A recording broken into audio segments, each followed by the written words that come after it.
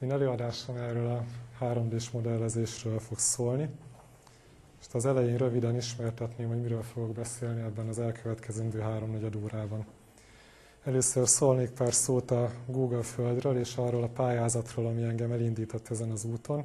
Majd a vasgyár és a kolónia történetét ismertetném nagyon röviden, mert biztos vagyok benne, hogy a teremben nagyon sokan többet tudnak erről, mint én. Majd a előadás tulajdonképpeni tárgya fog következni, a háromdimenziós modellezés. Ennek kétféle módszerét is be fogom mutatni. Majd a gyár építészetének a kisugárzásáról fogok beszélni, nem csak Miskolcon, hanem Miskolc határain kívül is. Végül egy olyan projektet fogok pár szóban bemutatni, ami nagyon hasonlít ahhoz, amit én csinálok, viszont én csak utólag tudtam meg, hogy létezik egy ilyen szervezet. És végül, ha megengedik, már nem a vasgyárhoz kapcsolódóan, de bemutatnám, hogy ennek a kolónia modellezésnek az utóhatásaként most éppen milyen munkán dolgozunk. Tehát a Google Föld az egy ingyenes program, amit bárki letölthet, tulajdonképpen egy virtuális földgömb.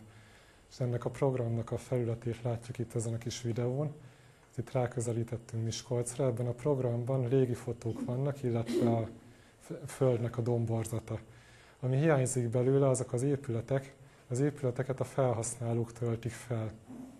Hogyha látunk egy épületet megjelenni, akkor azt egy felhasználó készítette el, itt jelen esetben a Deszka templomot láthatjuk, és hogyha rákattintunk erre a modellre, egy információs buborék jön be, amit hogyha a modell készítője rendesen kitöltött, akkor alapinformációk láthatók az épületről, jelen esetben 2 nyelven.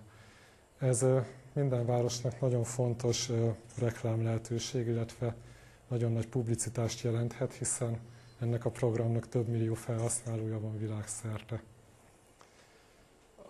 Ahogy mondtam az előbb, a Google Földön épületek eredetileg nincsenek. Ezeket az épületeket a felhasználók hozzák létre. A Google az különböző módon próbálja a felhasználókat ösztönözni arra, hogy ilyen épületeket csináljanak. Például egy saját programot is fejlesztett erre, illetve 2 évenként kiírnak pályázatot, aminek az a célja, hogy mindenki modellezze meg a saját városát. Ez a kis videó, amit látunk, ez a 2 évvel ezelőtti pályázatnak az ilyen kedvcsináló bemutatkozó videója. Ezt azért tettem be, mert ezen nagyon szépen látszik, hogy ha egy városról sok épület el van készítve, akkor valóban, mintha személyesen is ott lennénk, úgy meg tudjuk nézni ezeket a városokat.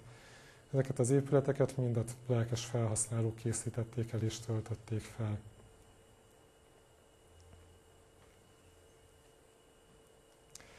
Amikor én eldöntöttem, hogy indulok ezen a pályázaton, akkor úgy döntöttem, hogy a vasgyári kolóniát fogom megmodellezni, mivel Miskolcon ez áll a legközelebb az én szívemhez.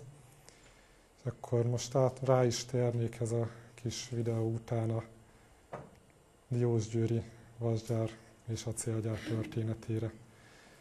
Ezen a dián 2 térkép látható, a bal oldalon a második katonai felmérés térképszelvény az 1860-as évekből, jobb oldalon pedig a mai térkép. Látható, hogy a 19. században még a 2 város nem ért össze, Miskolc és Diósgyőr, köztük lévő üres területen alapították meg a vasgyárat. Jobb oldali térképen már a 2 városrész összenőtt, viszont köztük gyönyörűen látszik a vasgyárnak a szürkéje. Erről a térképről egy közelebbi képet is betettem, ott már látszik a vasgyárnak a kezdeménye, illetve a nagyvasút is már odaért. A jobb oldali térképen pedig már látjuk a kolóniát is, illetve hogy északról és délről már körbenőtte a város a vasgyárat. A gyár történetében az első nagy mérföldkő az a nagy olvasztó 1870-es üzembe helyezése volt, mert ezzel tudott megindulni a tulajdonképpeni termelés. Ez az épület sajnos már nincs meg, igaziból nyoma sincsen, mert azóta változott a technológia, és más épületeket húztak fel a helyére, viszont a Hámori Kohászati Múzeumban nagyon szép modellen megtekinthetjük. A gyár történetének egy következő fontos dátuma az a Sínhengerde üzembe helyezése volt. Ez azért fontos, mert a gyárat tulajdonképpen a vasúti közlekedés felfutása hívta életre, és ezzel, hogy a sínhengerd elkészült, ezzel már készterméket tudtak előállítani. Már ez az épület sincs meg, ezt is inkább csak azért tettem, hogy lássuk, hogy milyen jellege volt a gyár építészetének, mert ez eléggé karakteres. Ugyanezért tettem be a következő képet is a reszelőüzemről. Ez az épület sincs már meg, de ezen is gyönyörűen látszik az a jellegzetes téglaarchitektúra, ami mind a gyárat, mind a kolóniát jellemzi. A következő mérföldkő az a Martin acélmű üzembe helyezése volt, ugyanis addig kevésbé korszerű eljárással folytatták a vasgyártást, és innentől kezdve vált igazán nyereségessé a gyár. 1910-ben már megjelent egy könyv a gyár történetéről, ebből a könyvből származik ez a helyszínrajz. Hát itt láthatjuk, hogy már egészen komoly komplexummá nőtte ki magát a vasgyár. Még azt a méretet nem éri ugyan el, mint amit napjainkban, de már nagyon sok épületből áll. Ugyanennek a térképnek egy másik párja, a kolónia térképe. Itt már a kolónia szinte teljes kiépítettségében látható, területileg ennél már nem is nőtt nagyobbra. Ami itt még hiányzik a fontos épületek közül, az az evangélikus és a református templom. Viszont már láthatjuk a kórházat, a katolikus templomot, illetve több közintézményt, ahogy azok ott a térkép bal oldalán fel is vannak sorolva. A következő térkép 1914-es. Ez főleg azért kedves a szívemnek, mert ezen a közművek is rajta vannak. Az a 2 héttel ezelőtti előadáson is elhangzott, hogy a kolóniának a közművesítettsége az bőven meghaladta a korát, még Miskolc is csak álmodhatott olyan szintű infrastruktúráról, mint ami itt a kolóniában volt. Ezen a térképen, itt ezen a méretben, ebben a méretben ugyan nem látszik, de fel van tüntetve minden egyes lámpaoszlop, vízvezeték, szennyvíz. A jelmagyarázatot én kinagyítottam, ugyanis itt lehet a legszebben látni, hogy milyen komoly infrastruktúrája volt ennek a tulajdonképpen önálló településnek. Nem csak, hogy mindenféle közintézmény megvolt, az igazán érdekes dolog mérnöki szemmel az a jobboldali hasábnak az alja. Tehát forrásvízvezeték és színvavízvezeték például külön volt, ilyen elválasztott vízvezetékrendszer még manapság sincsen sok helyen, pedig igaziból nagyon logikus lenne, hogy ne az ivóvizet használjuk például a WC lehúzására. Ezen kívül látható, hogy volt betoncsatornázás, utcai villamosvilágítás, kutak. A következő térképem az már a 2 világháború közötti időszakot mutatja. Itt már egyben látjuk a gyárat, a kolóniát, és a jobb oldalon megjelenik az úgynevezett új gyár. Ez a későbbi, illetve hát a mai gép. A kolónia itt már teljes területén kiépült, ekkor már minden fontos épülete megvolt. A második világháború után, amikor a vas és acél országa lett Magyarország, akkor nagyon felfejlesztették a gyárat. Ezen az archív fotón az akkori nagyolvasztók láthatók. Most már ezek sincsenek meg, illetve ezekről is modelleket lehet megtekinteni a Kohászati Múzeumban, Hámorban. Még az 1980-as években is voltak fejlesztések a gyárban. Ez a kombinált acélmű épülete, ami a gyárnak a legnagyobb épülete. Viszont a 90-es évektől már az ismert a történet, hogy a gyár tulajdonképpen zuhanórepülésbe indult, és mostanra már kis Kft-k működnek a területén, és azóta az épületek is fokozatosan pusztulnak. A gyár rövid bemutatása után áttérnék a kolónia modellezésére, ami az előadásnak a tulajdonképpeni tárgya. Ezt a modellezést én a Google által rendelkezésre bocsátott programban végeztem, és ennek a programnak a kezelőfelületéről láthatjuk ezt a képet. A kolóniának a modelljeit fotók alapján készítettem el, a lehető legnagyobb részletességgel. A program úgy működik, hogy megfelelő szögből kell fotót készíteni a modellezni kívánt épületről, utána ezt a fotót importálni kell a programba, és megadni neki az XYZ tengelyeket, illetve a megfelelő síkokat, ami alapján a program ezt a fotót elhelyezi a háromdimenziós térben. Ez most lehet, hogy nem teljesen érthető, de a következő képek majd jobban megvilágítják, hogy miről van szó. Amikor ez a fotó már benne van a térben, akkor tulajdonképpen átrajzolom, és mint amikor egy pauszpapírt ráteszek egy fotóra, csak azzal a különbséggel, hogy itt 3 dimenzióban rajzolok, ahogy itt látható. Amikor az alapgeometria kész van, azt láthattuk ezen a kis videón, akkor az anyagokat kell elhelyezni az épületen, és végül itt látható a kész modell, ami abból a fotóból készült. Egy másik példán a gyógyszertáron is láthatjuk ugyanezt. Itt van a fotó, amit kiindulásnak használtam, és itt van a modell, amit a fotó alapján elkészítettem. A munkámnak a legszebb és a legkomolyabb része az a római katolikus templom modellezése volt. Ez túl bonyolult ahhoz, hogy az előbb bemutatott technikával meg lehessen csinálni, úgyhogy ehhez rengeteg különböző fotót kellett használnom, illetve Olajos Csaba kiváló könyvében volt néhány tervrajz a templomról, azokat használtam fel ehhez. Itt a modellezés különböző stádiumaiból tettem be képeket, hogy lehessen látni, hogy hogy kell életre ez az épület. Ez itt még egy félkész állapot. Itt már a nyugati oldalnak az ablakai is kész vannak, de anyagok még nincsenek. Ez itt a torony készítés közben. Itt már a téglaburkolatot is rátettem a modellre. És végül az elkészült modell. Az evangélikus templomról is hoztam ilyen hasonló munkakezi ábrát. Ez egy ilyen kicsit grafikusabb ábrázolás, és aztán a kész modell.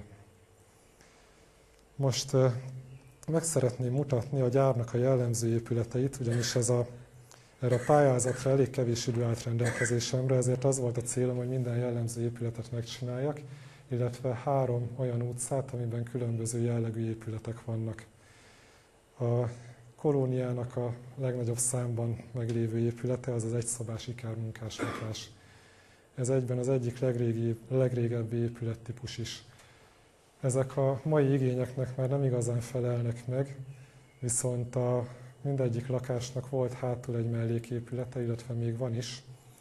Úgy szokták manapság a lakók lakhatóvá tenni ezeket az épületeket, ugyanis ezek nagyon pici házak, hogy a melléképületet összeépítik a főépülettel, és így már normális méretű lakótér alakul ki. Ami a probléma, hogy ezt nem mindig a legjobb építészeti minőséggel teszik. Szeretnék mutatni erről egy példát. Gondolkozom rajta, hogy egyszer csak úgy szórakozás kedvéért megcsinálok egy tervet, hogy én hogy építenék meg egy ilyet úgy, hogy az épület eredeti jellegét is megőrizze, de ugyanakkor a mai igényeknek is megfeleljen. Ez pedig a modell erről az épülettípusról. Következő épülettípus az az emeletes munkásházak. Ezek is a legrégibbek közé tartoznak, viszont ezek nem épültek meg olyan nagy mennyiségben, ezekből összesen 6 darab van.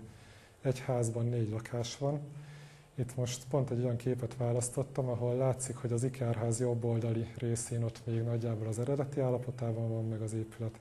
Bal oldali részen viszont már oda nem illő ablakot tettek be, illetve ez a túlépített melléképület, ez kicsit elnyomja az épületnek az eredeti karakterét. Erről az épületről, illetve az előző típusról is az 1890-es években jelent meg egy nagyon szép publikáció. Ez a Magyar Mérnök és Építész Egylet közlönyéből egy oldal. Akkor egy egész riportot szentelt ez a fontos szaklap a vasgyári kolóniának, mint a lakótelepnek, és ahhoz mellékelték ezt a rajzlapot. Ott a bal oldalon láthatjuk a kolóniának a térképét abból az időszakból, jobb oldalon fent az előbb látott emeletes munkáslakás, lent pedig a földszintes ikermunkáslakás látható. És végül itt vannak az én modelljeim ezekről a házakról. Itt is a mai állapotot próbáltam bemutatni, tehát a mai színeket, mai melléképületeket, hozzáépítéseket, ablakokat. A következő épülettípus, amiről beszélni szeretnék, ez az altiszti lakóházaknak a típusa. Ezt a múltkori előadáson hallhattuk, a gyárban nagyon komoly hierarchiájuk volt a munkásoknak. Ez a hierarchia megmutatkozott a lakásaikban is. Az altiszti lakóház az már nagyobb volt értelemszerűen, mint a munkásház, és valamennyivel az architektúrája is díszesebb volt. Ez itt egy szép állapotban megmaradt példa, és erről is hoztam egy kevésbé szép állapotban megmaradtat is. Illetve ugyanez így néz ki az én interpretációmban.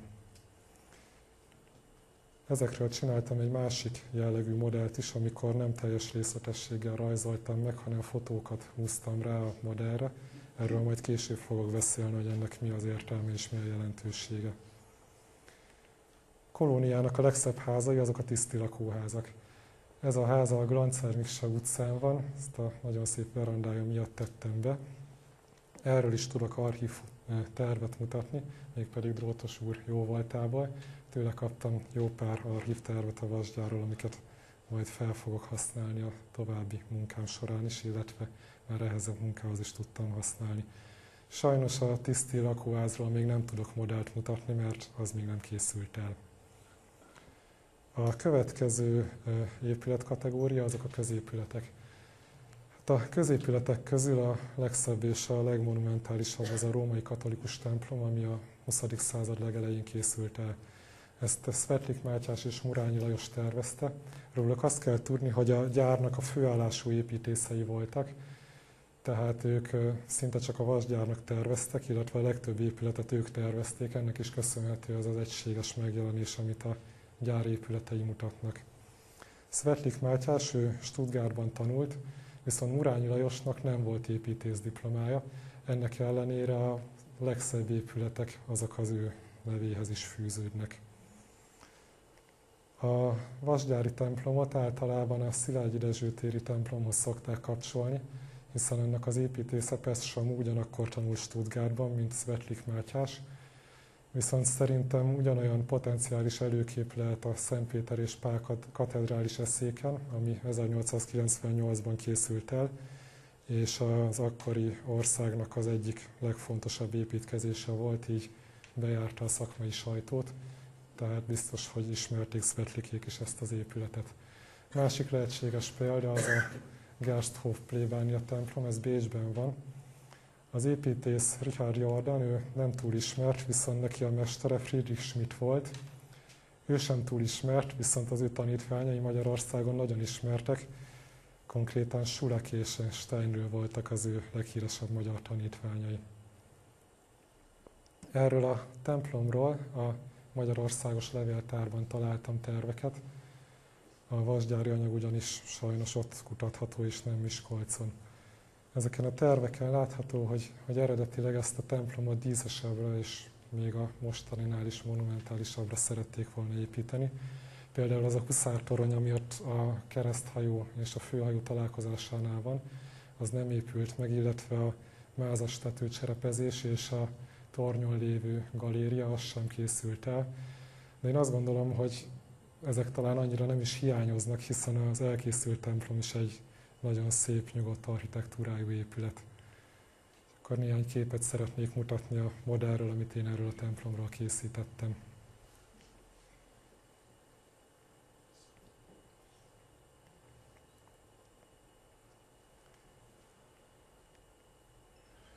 Az evangélikus templomról azt kell tudni többek között, hogy az építésze nem a vasgyár építészei közül került ki, hanem Sándi Gyula volt, aki az egyetlen országos hírű építész, aki a vasgyárba tervezett.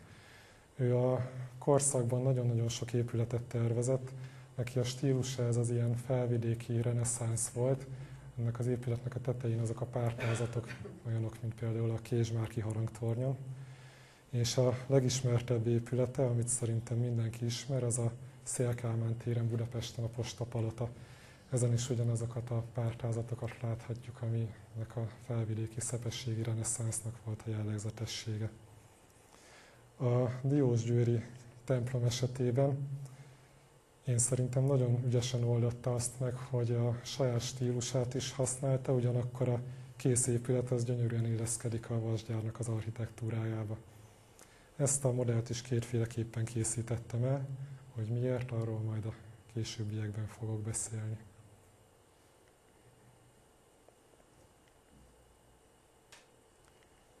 Nagyon szép középület még az úgynevezett Angyalvár. Ennek nagyon sok funkciója volt az évek során, jelenleg éppen idős otthon működik benne. Ezt valószínűleg Murányi Lajos, akit az előbb mondtam, hogy nem is volt építész diplomája, már egyedül tervezte. És itt az én modellem, amit erről az épületről készítettem. Kisebb léptékű, de szintén nagyon szép épület a gyógyszertár. Ezt is Murányi Lajos jegyzi. Ez ma már nem gyógyszertárként működik, viszont legalább nem üresen áll, mint a gyárnak annyi más épülete. Ennek az előadás ennek a részének a lezárásaként egy kis animációt szeretnék megmutatni arról, hogy mennyi épületet tudtam elkészíteni ehhez a pályázathoz. Ezek a baloldali épületek azért ilyen fehérek, mert ezeket már nem volt időm befejezni. Majd a többi épületnél fogjuk látni, hogy ott olyan színűre festettem őket, amilyenek a valóságban. Tehát ez az evangélikus templom, amiről az előbb láthattunk képeket. Ez ott a Lónyai utca sarkán van, szemközt vele a gyógyszertár. Ott átrepül arra a kamera. Hogy mondtam az elején, hogy 3 különböző karakterű utcát modelleztem meg.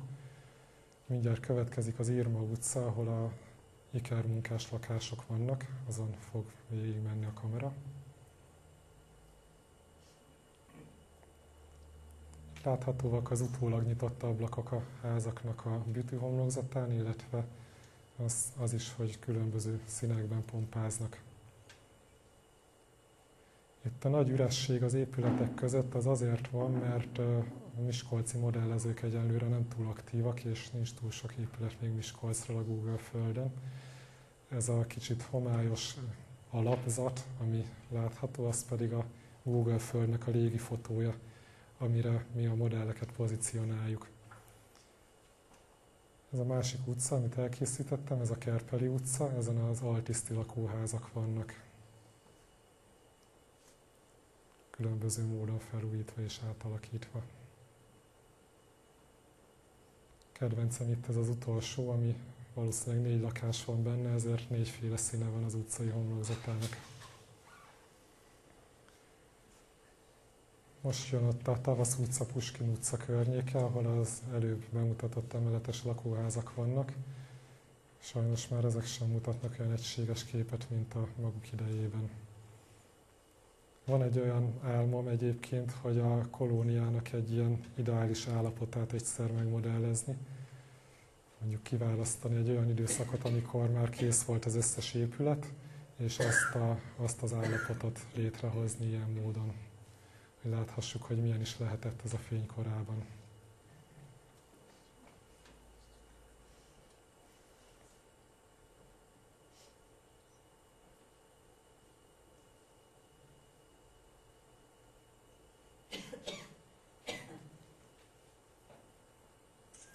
Hát most a római katolikus templomot azt minden oldalról körül fogjuk repülni, mert ez nagy kedvencem ez az épület.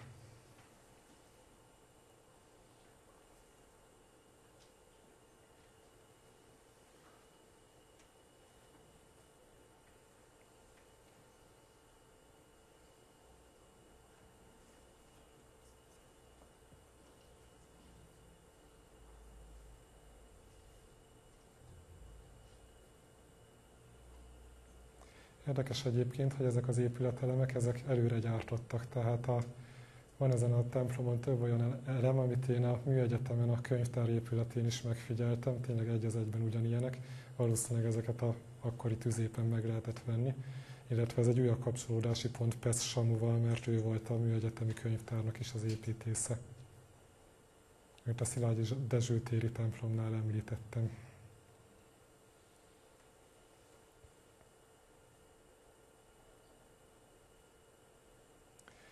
Látható, hogy ezek a modellek nagyon részletesek, ez sajnos hátránynak bizonyult, ugyanis a Google ő azt szereti, hogyha minél egyszerűbbek ezek a modellek, mert a felhasználók számítógépét akkor kevésbé terhelik meg.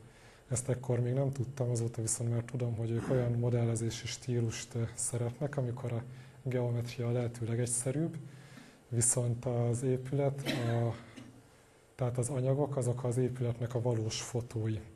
Mindjárt megmutatom, hogy ez mit is jelent, ugyanis a gyárnak is elkészítettem néhány épületét, azt viszont már ebben a stílusban.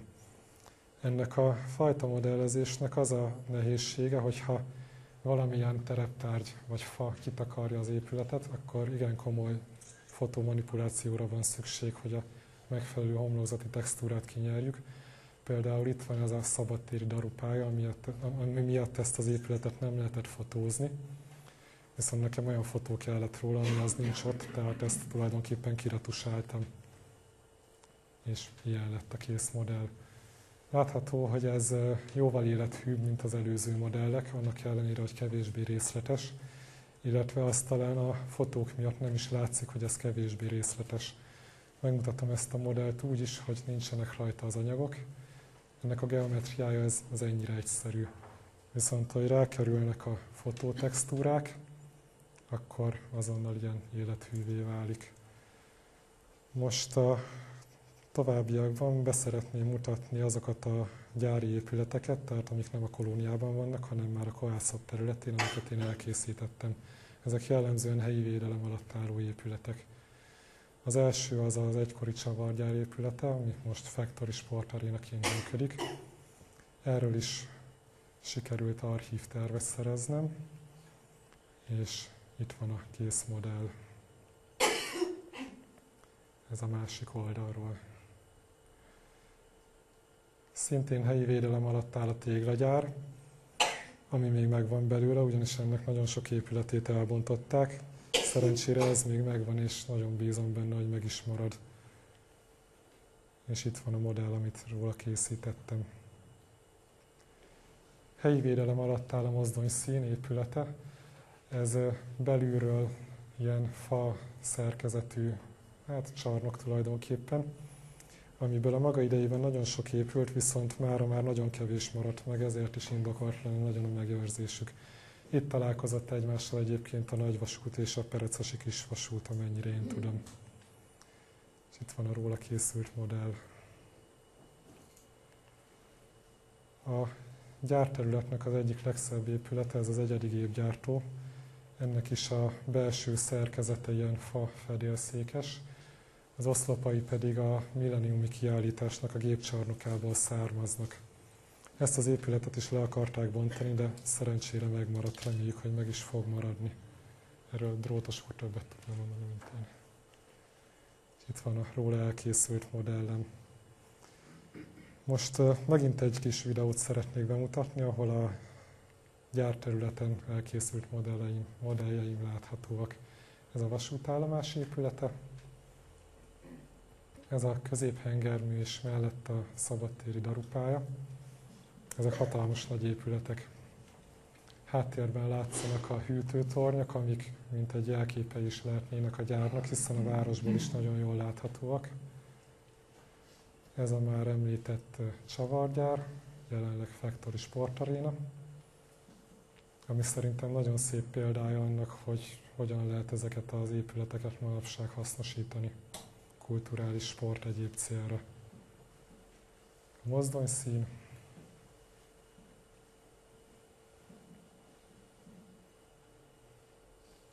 téglagyár,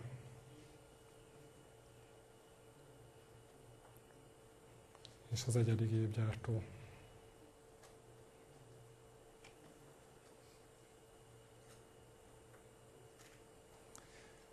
Felmerülhet a kérdés, hogy tulajdonképpen mi értelme van ennek, amit csinálok. Ennek az egésznek az a célja, hogy ezeket az épületeket megőrizzük, mert sajnos nagyon veszélyeztetett helyzetben vannak. Ennek az illusztrálására hoztam néhány képet arról, hogy hogy néz ki ma a gyárterület. Ezen a helyen például csarnokok álltak, amiket elbontottak, mert az építményadót nem akarták fizetni. Ez éppen akkor vagy dőlt össze, vagy bontották le, amikor arra jártam. Ez az előbb vetített középhengermű, amit a természet tesz lassan magáévá. Ez a középhengermű belülről. Ez a kombinált acélműből készült, tehát az épületről bentről ez a pocsolya az épületen belül van. És a háttérben pedig a keleti erőmű épülete látható, ami szintén egy nagyon kvalitásos ipari épület, viszont az is pusztul, ahogy a többi gyári épület. Eddig zömmel a kohászatról beszéltem, viszont egy kép erejéig a Digép nagyedzőjét is meg szeretném mutatni. Ez ugyanis Magyarország egyik első komoly vasbetonvázas épülete, amit jelenleg szénraktárnak használnak. A jövő az sem túl biztató. Ez a Miskolcnak a hatályos építési szabályzatában, szabályozási tervéből van ez a tervlap. Ez a kolóniát mutatja, ott keresztben átlósan az a narancssárga vastag vonal, az a Perecesi kisvasút egykori nyomvonala. A rendezési terv itt egy 2x2 sávos utat szeretne átvezetni. Azt hiszem nem kell különösebben magyarázni azt, hogy ez ennek a kertvárosias jellegű lakóterületnek a végét jelenteni, ahol ott egy autópálya keresztbe menne. Pedig a gyár építészete az nem csak helyileg fontos. Olajos Csaba könyvében van egy kimutatás arról, hogy Miskolcon kívül, illetve Diósgyőrön kívül hol voltak még a gyárnak lakóépületei. Láthatjuk ott a térkép alján, hogy természetesen Diósgyőrben és a környező bányatelepeken, így Barosaknán, Perecesen, Jukóbányán voltak lakóépületek, kicsit távolabb szintén a bányászathoz kapcsolódóan Ormosbányán, Alberttelepen és Sajókazán, és még messzebb a mostani ország határ közelében, illetve azon túl Torna-Szentandráson, Rozsnyón, Rudnán és Licén is voltak a gyárnak épületei. Ezeket nagyon érdekes lenne felkutatni, én egyszer tettem erre egy gyenge kísérletet. Ormosbányán és Rudnán sikerült beazonosítanom a gyári épületeket. Sajnos ilyen nem túl szép képeket tudok csak ezekről mutatni. Felső két épület az Ormosbányán készült, az alsó pedig Rozsnyó mellett Rudnán. Tehát ezeknek az épületeknek a karaktere még a mai napig megvan. Én egyáltalán nem tudtam, hogy ezek az épületek hol vannak a településen belül, de rájuk lehet ismerni. Ezen kívül Miskolcon belül számos olyan téglaház van, ami soha nem volt vasgyári épület, ennek ellenére magán viseli a gyár építészetének a jegyeit. Ez szerintem egy külön kutatásnak a tárgya is lehetne, hogy milyen hatással volt a vasgyár építészete Miskolcra, illetve a környezetére. Én már egy jó ideje csináltam ezt az általam virtuális értékmentésnek nevezett tevékenységet. Amikor találkoztam ezzel a szervezettel, ők ezt csinálják, amit én csak nagyban, ha röviden kellene őket bemutatni. Nekik az a céljuk, hogy a világszerte a veszélyeztetett épületeket, építményeket összegyűjtsék, megmodellezzék, archiválják, majd a modelleket közkincsé tegyék, hogy a megőrzés mellett a nyilvánosság ereje is segítsen ezeknek az épületeknek. Ők úgy dolgoznak, hogy lézerszkennerrel mérik fel az épületet. A lézerszkenner az egy olyan szerkezet, hogy lézersugarakat vetít ki, és az alapján beméri az épületnek a pontjait a térben, és ebből egy ilyen háromdimenziós kusza ponthalmazt hoz létre. Ennek az ábrának a jobb oldalán ezt a amorf ponthalmazt láthatjuk. Utána már a mérnököknek, építészeknek a feladata, hogy ebből a ponthalmazból értelmezhető épületet csináljanak. Ennek a képnek a bal oldalán látható ez az értelmezhető épület. Ami érdekes és számomra szívet melengető, hogy ugyanazt a programot használják ehhez, amit én is.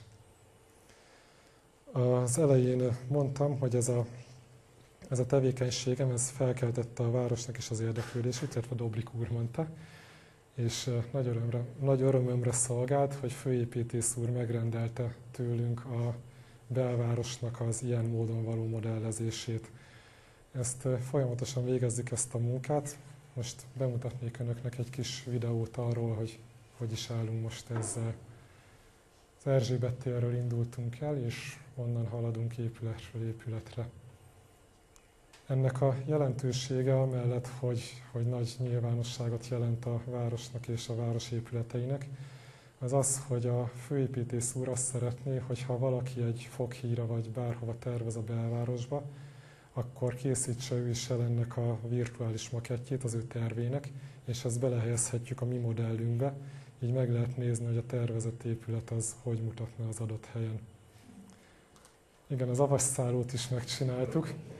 Erre viszont azt mondta a főépítész úr, hogy ezt inkább még ne töltsük fel, ami teljesen érthető a részéről, hiszen ezt a felületet egyfajta kirakatnak szánja a város, és hát a kirakatban nem azt tesszük, ami csúnya, hanem azt, ami szép. Viszont ha egyszer elkészül ez az avasszálló, akkor elkészítjük azt a modelljét is. Ennek a belváros modellezésnek lesz egy olyan hozománya is, hogy a modellek alapján egy virtuális építészeti múzeumot is el fogunk készíteni. Minden egyes épületnek lesz egy adatlapja. Mindjárt megmutatom, hogy ez hogy fog kinézni. Tehát ez a még nagyon korai fázisú kezdőlapja ennek a virtuális építészeti múzeumnak. Itt böngészni lehet majd különböző kategóriák szerint, épületek helye szerint, építési idő szerint, funkció szerint, és minden épület adatlapja az így fog kinézni. Jobb oldalon lesz egy ilyen kis információs doboz, ahol az épületnek a címe, helyrajzi száma, koordinátái, építési ideje, illetve tervezője lesz feltüntetve. A címre kattintva a térképen is megmutatja majd a rendszer, hogy hol van ez az épület. A fő mezőben az épületnek a története, alapadatai, amennyiben ismert, illetve az előbb látott modell lesz ide beágyazva forgatható módon.